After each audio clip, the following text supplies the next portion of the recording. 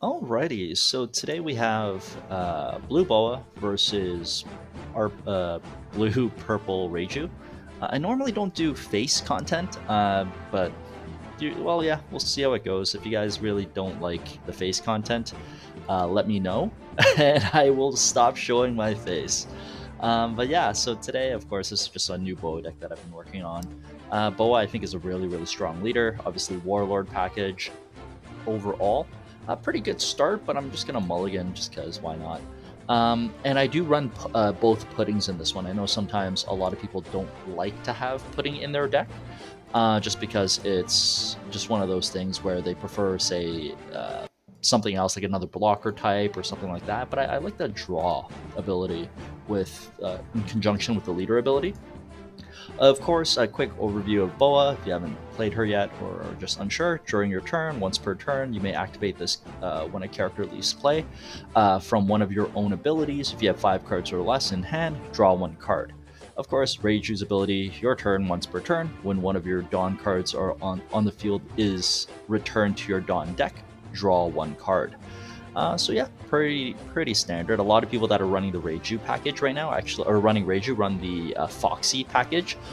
Based off the math, I think they get to summon Ichiji, their rush big 7k swing, 1 turn earlier with that in terms of the math on how that works. So of course, just double counter out here. Alrighty, and I'm gonna get basically all my Trafalgar Laws this game. So I'm just gonna summon Moria. Just a quick summon, bring back a Law back in hand, just naked swing onto 5. That's a bit of a misplay. Again, I do this a lot on the sim. I don't really do this in real life, but on the sim it's like this because it's just out of habit, I guess. You shouldn't really summon first unless there's a purpose to summon first. For me, there was no purpose to summon the Moria first. If not that Reiju runs a lot of trigger pops like red rocks, things like that. But if I did trigger, if she did take it, there was a chance that she would have popped my Moria upon summon. Of course, I'm just going to counter out with that Trafalgar Law that I just summoned. Of course, here's the Ichiji play.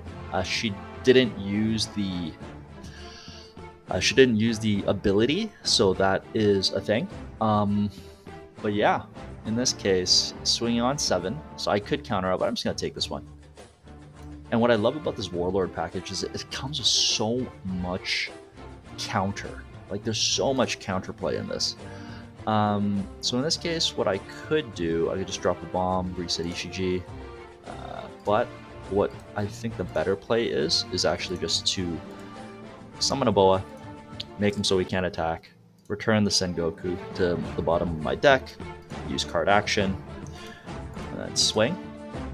Of course, because I returned something to the deck, activated my leader ability, I had 5 cards or less, so I got to draw a card, which I got to pull out of Jinbei, which is fantastic. Jinbei combos with all the Warlords that I run in the pack. My big bodies are obviously 6-cost Boa, and I do run a couple Kaidos for the deck itself as my end game quote-unquote play. Of course, Ichiji can't attack this turn. If he could, that'd be horrible. And if I did kill him, he might Reiju might have just resummoned him with another baby Ichiji, right? Which she might be doing right now, anyways. Yep, of course. Wonderful.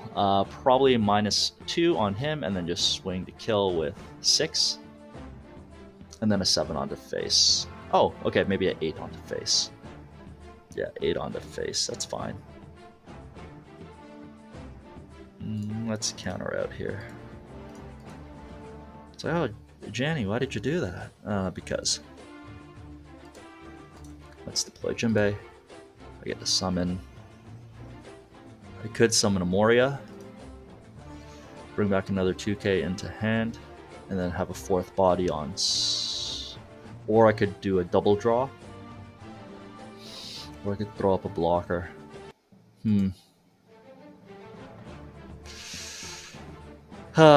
Decisions. So let's see what they're gonna do. Swing, naked, and then swing. Maybe another Ichiji. Maybe a blocker up. If I do 1 damage, 2 damage, that'd be great. He'd be at 1 HP, and then I'd be probably at 1 HP as well. So the safe thing, I think, is just to deploy some bodies and just throw some damage on the face. And of course, one of the things when you do swing with just swing in general, usually you want to make your swings count, right? If I was swinging an 8 onto a 7, it's a very weak swing because he just needs a 2K counter. But if I'm swinging an 8 onto 5, obviously common sense dictates that 8 is bigger, or sorry, 5 is smaller than 7, so it's more work to counter out. She just got her stage, drew another HEG, so he's probably gonna drop another 7 cost on me. Lovely. Lovely. This is such a great card for Reiju because it returns 1 Dawn and it draws a card, and then because of her ability, draws another card. So it's just a 2K draw, 2 cards for basically 1 Dawn, and it's 1 cost, so it's kind of crazy. So she could be at like 1 card, 2 cards in hand, and just have almost a full hand again. Okay, so let's see what she does. So she could basically do throwing up a blocker. Pretty smooth. Should get 2 swings out and then 1 on the face. So for this one, I'm going to take it. Beautiful. And this one, I'm going to counter out with a crocodile and a Don Flamingo. This one, I'm also, should I take it? I think I win next turn. I'm going to counter out again. Let's see what I get next turn. Oh, wonderful. Exactly what I needed. 1, 2, 3 swings, potentially 4 swings with the big guy downstairs. So that's potentially 4 swings. So 1, 2, 3, 4. Let's just play safe. Oh, wonderful. And then that's, like I said, with the big Kaidos, if I had this Kaido in hand, I would throw this guy up and then probably one of these, the blocker back up to their hand. Or if I had this Kaido, I just get a little bit more counter in hand. And now it's just mathing, right? So I'm going to just start swinging on bodies. Draw 4 cards. What's going on? Oh, right. Sorry. Swing on to face, face, face, face, and then probably try to get rid of an EGG. But yeah, we'll see how it goes. Or potentially just win. But again, a very, very strong deck. Not really under any pressure this entire match so far. Nice and clean, nice and easy. And not that I've won yet. Like it's still a pretty close game, right? So he could, and like I said, he could still win. He would have to summon he would have to at least use 4 Dawn, 5 technically, yeah, 4 Dawn. And then he would be at 5 Dawn, so 5 onto 4 swings. So you could do a 7, 7, 7, 10, or a 8, 8, 8, 7, right? Or something along those lines, and I would be able to stop 1, potentially 2, and I would win. So I'm just going to go for game. He's going to use his blocker, and then he's going to try to clear the board.